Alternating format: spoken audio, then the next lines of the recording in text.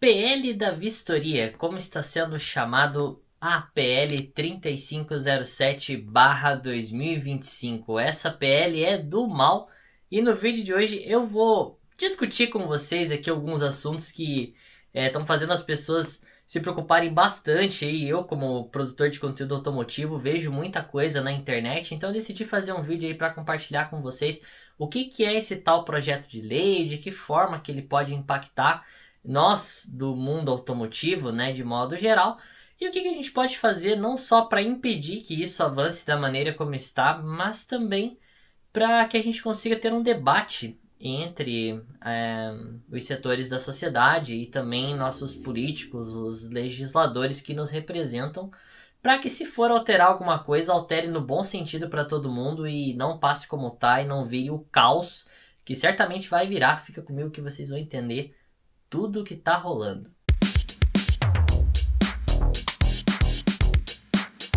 Salve galerinha, Will aqui, canal do Will Carros. Normalmente vocês veriam vídeos aqui de encontros de carro ou vídeos de review, test drive também. O nosso conteúdo aqui é mais voltado nesse sentido.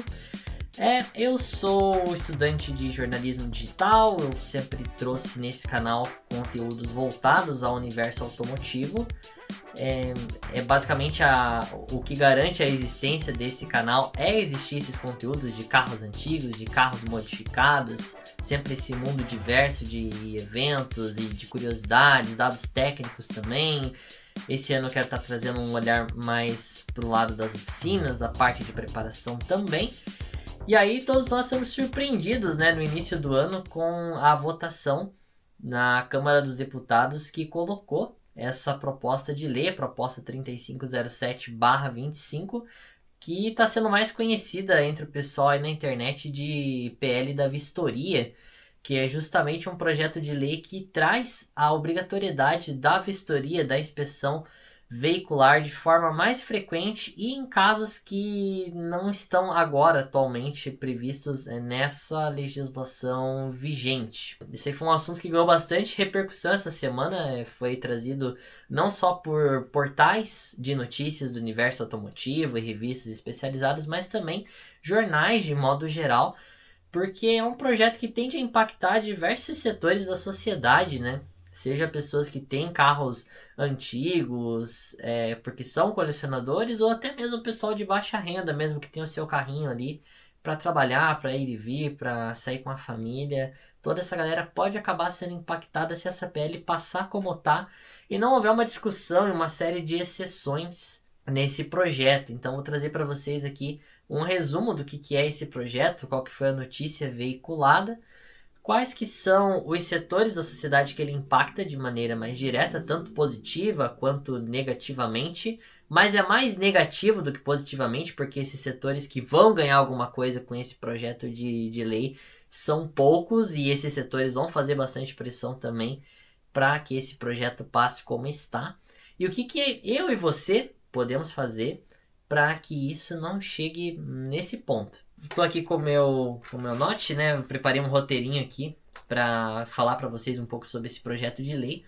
Ele foi proposto originalmente pelo deputado Fausto Pinato, e o texto que passou na Câmara após votação ele foi alterado pelo relator, que é o deputado Cezinha de Madureira.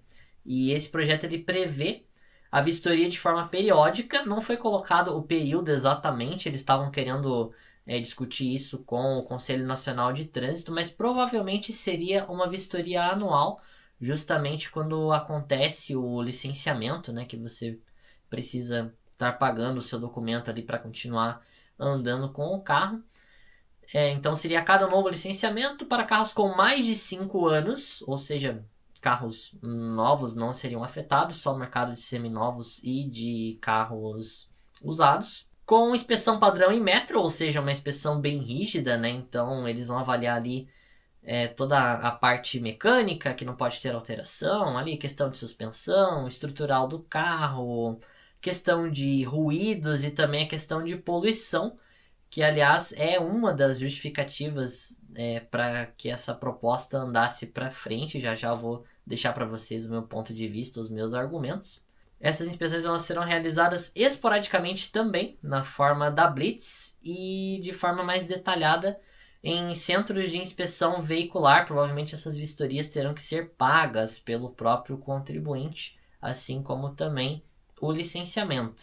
Em caso de reprovação em algum desses critérios técnicos que a lei manda, será considerada infração grave e se houver flagrante do condutor circulando com esse veículo sem passar pelo laudo ou com o laudo reprovado, ele vai sofrer multa de R$ 195,23, então será considerada uma infração grave, 5 pontos na carteira e o carro será guinchado, será retido para que possa ser feita a regularização. Então isso ganhou bastante repercussão na internet dias atrás, não só por conta da votação da lei, mas também por coisas que já vinham ocorrendo, como por exemplo o Pedro, lá do canal PL, trouxe um fato interessante de 2 carros que foram destruídos após não ser possível regularizar a parte de documentação deles, porque eles tinham uma série de alterações sérias na questão de chassi. E aí esse assunto foi ganhando mais corpo e agora justamente como esse projeto de lei foi aprovado, então são 2 assuntos que estão bastante em alta, que estão intimamente relacionados, porque esse lance dos carros que foram destruídos é justamente a aplicação mais grave disso daqui. Quando a legislação de trânsito prevê que pode acontecer de um carro simplesmente ser destruído ou não poder rodar devidamente na rua por não seguir esses critérios. Então, quem que são os principais afetados com isso? Basicamente, afetados de forma negativa o mercado de carros usados e de carros clássicos, né? Que é um mercado que cresceu muito nos últimos anos aqui no Brasil, tem recebido incentivos, né? Tanto a questão ali de poder ter um carro placa preta, como também a questão de praticamente todos os estados do Brasil tirarem, né, a cobrança do IPVA para carros com mais de 20 anos. Em alguns estados ainda se cobrava. Então isso foi em parte um incentivo. E também a questão da procura mesmo, né? O poder aquisitivo das pessoas caiu, então obviamente que é muito mais viável para a maioria das pessoas pegar um carro usadinho, um carro seminovo, do que comprar um carro zero. Pessoas de baixa renda, então, vão ser afetadas porque tem um carrinho antigo ali, pode ser que elas não tenham dinheiro para ter um carro melhor, para fazer essa melhoria que a legislação prevê nos seus carros, ou então simplesmente pela questão da burocracia, né? A burocracia, documentação, os custos envolvidos no processo. Esses grupos de pessoas vão sofrer mais com essa questão, que vai contra justamente a ideia da gente democratizar o acesso às pessoas, né, ao meio de transporte, a ter o seu veículo. Enfim, eu acho que seria um papel do Estado brasileiro atuar nessa questão de democratizar o acesso e viabilizar essas questões e não ficar complicando e colocando burocracia.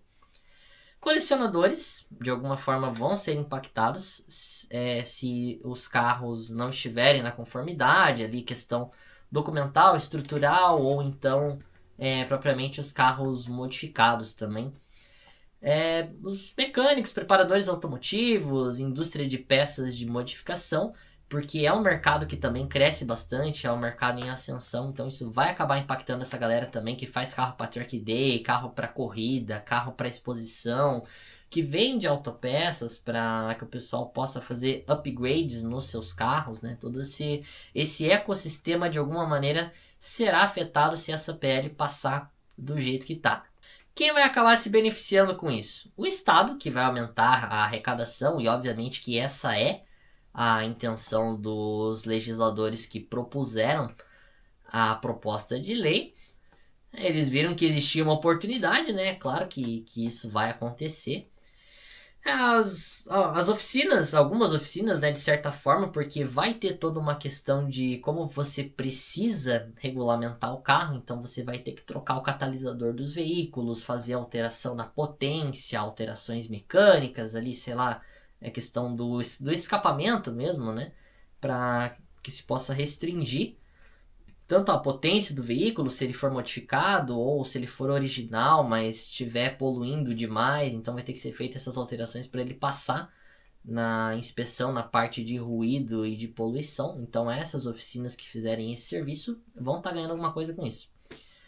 Empresas de vistoria e de certificação veicular. E essa galera eu acho que está muito feliz com o andamento dessa proposta de lei, porque é benéfico, né? Você tem grana entrando nesses setores e como o Estado vai estar ganhando com isso, vai ter algum alívio de algum lado aí para essa galera. Então, para eles seria interessante. Obviamente que para o cidadão não vai ser tão interessante.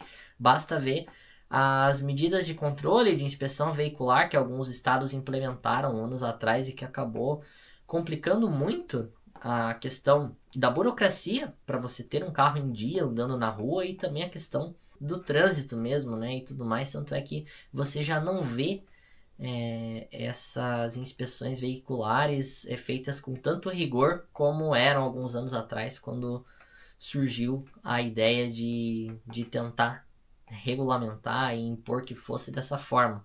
E alguns setores da economia, especialmente o de carros novos, né? Então, basicamente é você tirar de um setor e tentar colocar em outro. O pessoal aí dos carros novos, carros elétricos, carros híbridos, de certa forma, receberiam incentivo com essa medida. E isso também, de certa forma, teria um problema, né? Porque a gente teria um impacto muito bruto no mercado de carros, e é claro que isso afeta pessoas, afeta lojistas, empresas, enfim. Vai mexer um monte de coisa, só o tempo diria qual seria o estrago dessas mudanças. O que a gente pode fazer? Antes de eu trazer esse vídeo para vocês aqui no canal, eu assisti alguns vídeos, então assisti vídeo do pessoal da Garagem NR, assisti o Dr. Gearhead, li bastante as notícias, né, nos portais da imprensa automotiva para entender do que se tratava o projeto. Eu acho, na minha singela opinião, como alguém que é entusiasta de carros antigos, que gosta desse mundo de carros modificados e que, de certa forma, ultimamente tem vivido, né, dentro desse nicho para trazer conteúdo para vocês, eu sou contra o projeto, especialmente que ele passe da forma que ele está, porque não foi discutido com esses setores da sociedade que esse projeto, né, vai ser viável de alguma forma, vai compensar a aprovação. Para o Estado vai compensar o sentido monetário, mas para as pessoas não vai compensar, porque vai impactar muita gente. O cara junta dinheiro ali por vários anos, faz o projeto dele, chega na hora dele regularizar e poder rodar com esse projeto, ele acaba não conseguindo justamente por conta dessa proposta de lei acabar virando uma lei de fato. Então eu acho que isso precisaria ser discutido com mais setores da sociedade, e se isso passar do jeito que está, tentar reverter para que haja exceções às regras, seja para os carros antigos, para os carros preparados, para que se possa ajudar as pessoas que de alguma forma não vão ter condições de manter os seus carros andando por conta do financeiro, por conta da burocracia. O Estado precisaria viabilizar isso de alguma forma. Eu acho que todas essas questões precisariam ser discutidas com a sociedade. Por enquanto, esse projeto está na CCJ, né? Ele ainda precisa avançar para o plenário do Senado e da Câmara para que ele vire lei. Então, a gente ainda pode fazer alguma coisa, seja para que isso não vá para frente, ou se for para que a gente consiga estar alterando as coisas e deixando o projeto de lei mais democrático, né? Então, tem o site da Câmara dos Deputados. Eu, inclusive, no dia em questão que eu estou gravando esse vídeo, que é uma sexta-feira, dia 16, eu entrei lá. Vocês vão estar vendo aí na tela que eles tiraram o site do ar e colocaram o site para fazer uma manutenção. Eu não sei se isso é uma espécie de manobra ou não, mas está falando lá que o site vai voltar na segunda-feira, dia 19. Eu acho que não é coincidência, mas algumas funções do site ainda estão funcionando. Ali ele aparece a fonte de um jeito meio esquisito, mas ele ainda está funcionando. Então você pode fazer login lá, deixar um comentário no artigo do projeto de lei. Quanto mais comentários, melhor. Tem uma enquete também que está rolando. Ela só vai ser possível acessar quando o site voltar ao ar. mas nessa enquete você pode opinar sobre o projeto de lei. Então você pode fazer isso para ajudar, né, as pessoas, o meio automotivo aí de modo geral, com relação a esse projeto de lei. Informar a família e os amigos do que está acontecendo, né? Especialmente aí o pessoal do universo dos carros mesmo. Então, a gente que cria conteúdo tem esse papel de manter vocês informados e de fomentar o debate, a discussão. Tudo é válido, né? Cobrar deputados e representantes políticos. Então, você que votou em determinado candidato, você que conhece, que tem contato com gente do legislativo, seja da Câmara, do Senado, ou propriamente, né, do seu estado, do seu município. Se você puder estar procurando essas pessoas e propondo o debate, conversando, levando as questões para que isso possa chegar ao Congresso, nas próximas etapas aí que eles vão estar discutindo esse projeto de lei, façam isso que certamente vai ajudar bastante. Cobrem as federações e organizações de carros antigos, que organizam eventos de carro, o pessoal que vive desse ecossistema, né, empresários, enfim.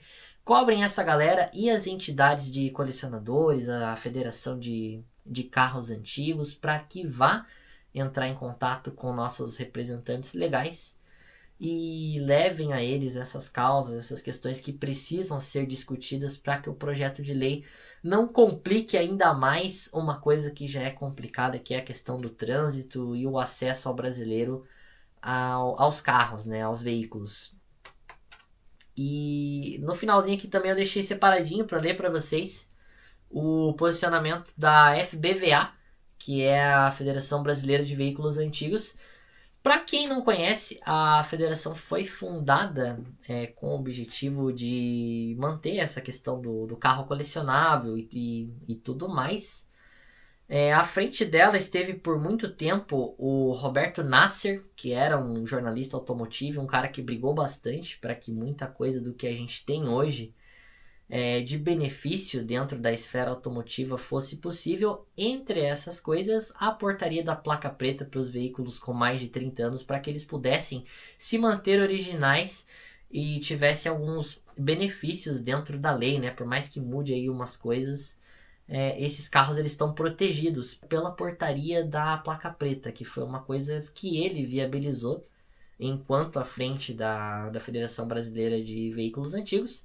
A nota deles aqui no Instagram diz o seguinte: nota oficial, a Federação Brasileira de Veículos Antigos vem por meio dessa nota manifestar sua discordância com a atual redação do projeto de lei 3507/2025 e com as emendas a ele apresentadas. Entendemos que as propostas em tramitação, de forma como estão redigidas, não consideram o valor histórico-cultural da comunidade antigo-mobilista, podendo gerar impactos negativos à preservação do patrimônio automotivo brasileiro.